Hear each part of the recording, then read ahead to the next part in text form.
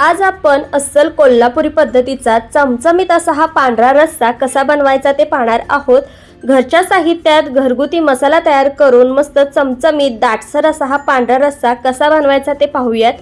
बऱ्याच वेळेला पांढरा रस्सा हा मधूनच फुटतो, तर ते होऊ नये यासाठी खास ट्रिक आज आपण वापरणार आहोत। व्हिडिओ स्किप न करता शेवटपर्यंत नक्की पहा। तर सगळ्यात आधी आपण चिकनचा सूप तयार करून घेऊयात। त्यासाठी ते मी चमचाभर तेल घेतलेलं आहे। एक मोठा चमचा तेल घालायचं। मध्यम आकाराचा कांदा अर्धा मी उभा कट करून यामध्ये घातलेला आहे, लालसर होईपर्यंत परतून घेतलेला आहे। त्यानंतर चिकन अर्धा किलो इथं मस्त स्वच्छ धुवून घ्यायचं आणि त्यानंतर तेलावर आता आपल्याला हे परतून घ्यायचं आहे। तर सगळं चिकनचे पीसेस मी घातलेले आहेत। 2 मिनिटं चांगलं असं तेलावर परतून घेऊयात। त्यानंतर यामध्ये चवीपुरतं मीठ घालायचं आहे। साधारणतः एक अर्धा चमचा मीठ इथे मी घातलेलं आहे। तेलावर चांगलं परतून घ्यायचं आणि त्यानंतर यावर झाकण ठेवायचं। पाणी न घालता एक 3 ते 4 मिनिटं असंच तेलावर हे शिजू द्यायचं आहे। छान असं पाणी सुटतं। 3 ते 4 मिनिटानंतर तुम्ही पाहू शकता मस्त अशी वाफ गेलेली आहे आणि चिकनला खाली पाणी देखील सुटलेलं आहे, हे पहा। त्यानंतर आता यामध्ये 3 ते 4 ग्लास मोठे पाणी घालते। पाणी शक्यतो हे गरम घ्यावं। आता पाणी टाकल्यानंतर लो गॅसवर आपल्याला मंद गॅसवर एक 20 ते 25 मिनिटं चिकन चांगलं असं शिजवून घ्यायचं आहे। आता यामध्ये मी पाणी घातलेलं आहे गरम आणि आता हे चांगलं मिक्स करून घ्यायचं आहे। यावर झाकण ठेवून द्यायचं आणि 20 ते 25 मिनिटं आपल्याला चिकन चांगलं असं शिजवून घ्यायचं आहे। साधारणतः एक 20 ते 25 मिनिटानंतर चिकन आपण चेक करून पाहूयात। हे पहा, अशा पद्धतीने चिकनचे तुकडे होत आहेत, तर इथे आपलं चिकन शिजलं गेलेलं आहे।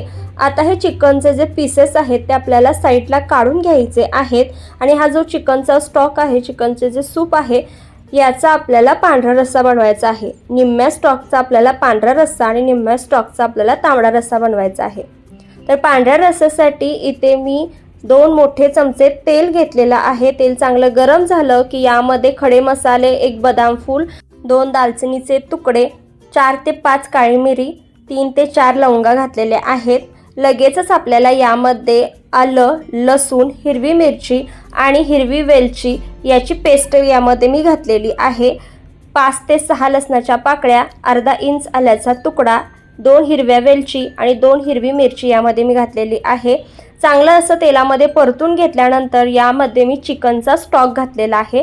चिकनच्या स्टॉकमध्ये 2 ते 3 पीसेस चिकनचे मी मिक्सरमधून वाटून घेतलेले त्यामध्ये घातलेले आहेत। आता आपल्याला या चिकनच्या स्टॉकला चांगली अशी उकळी येऊ द्यायची आहे आणि उकळी आल्यानंतर यामध्ये आपण नारळाचं दूध घालणार आहोत। नारळाच्या दुधामध्ये ज्या वेळेला आपण नारळाचं दूध काढणार असतो त्यावेळी त्यामध्ये थोडेसे 2 ते 3 चमचे तीळ आणि 4 ते 5 भिजवलेले बदाम घालायचे, म्हणजे नारळाचं दूध एकदम दाटसर तयार होतं आणि पांढरा रस्सासुद्धा आपला छान दाटसर तयार होतो।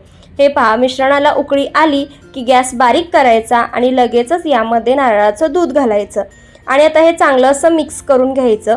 फक्त या पांढऱ्या रस्स्याला आपल्याला उकळी येऊ देता कामा नये। जर जास्त आपण उकळवला की मग पांढरा रस्सा आपला फुटण्याची शक्यता असते।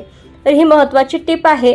पांढरा रस्सा फक्त गरम झाला की लगेचच गॅस आपल्याला बंद करायचा आहे। 1-2 मिनिटातच हे मिश्रण गरम होतं आणि यामध्ये आपण मीठ वापरलेलं नाही, शेवटी आपल्याला यामध्ये मीठ घालायचं आहे। सुरुवातीला जर आपण मीठ घातलं तर मग पांढरा रस्सा फुटण्याची शक्यता असते। तर आता हे मिश्रण चांगलं गरम झालं, गॅस बंद केलेला आहे। वरून बारीक चिरलेली कोथिंबीर घालायची आणि इथे आपला मस्त अस्सल कोल्हापुरी पद्धतीचा पांढरा रस्सा तयार होतो। व्हिडिओमध्ये सांगितलेल्या टिप्स वापरून अशा पद्धतीने जर तुम्ही पांढरा रस्सा केलात तर तुमचा पांढरा रस्सा अजिबात फुटणार देखील नाही आणि मस्त छान चमचमीत आणि दाटसर असा हा पांढरा रस्सा तयार होतो। खाल्ल्यावर सुद्धा चव विसरणार नाहीत, इतका चविष्ट होतो। तर तुम्हाला ही रेसिपी कशी वाटली कमेंट करून नक्की सांगा। जितक्या जास्त जमेल तितक्या जास्त नातेवाईकांना, फ्रेंड्सना व्हिडिओ आवर्जून शेअर करा। जाता जाता व्हिडिओला एक लाईक आणि सबस्क्राईब करायला विसरू नका।